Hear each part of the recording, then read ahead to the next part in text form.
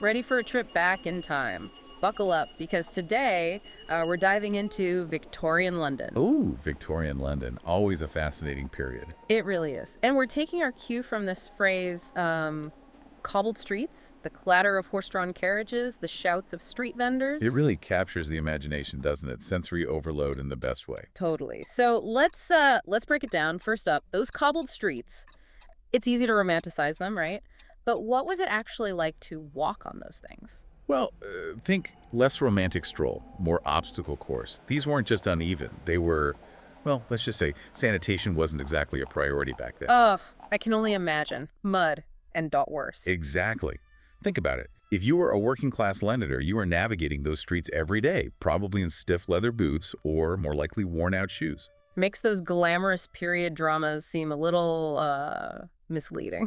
Just a tad. Mhm. And then there's the clatter of carriages to contend with.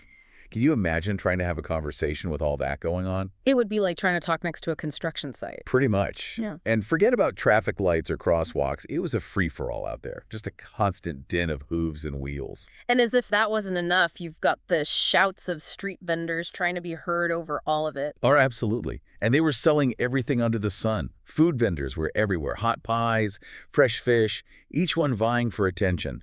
Plus, you had your chimney sweeps, flower sellers, all with their own unique calls. It's amazing they could even hear each other, let alone make a sale. Well, that's the thing about cities, isn't it? They always find a way. That hustle and bustle, that constant competition, it's part of what gives a city its energy. It makes you wonder what those vendors would make of a modern city, right?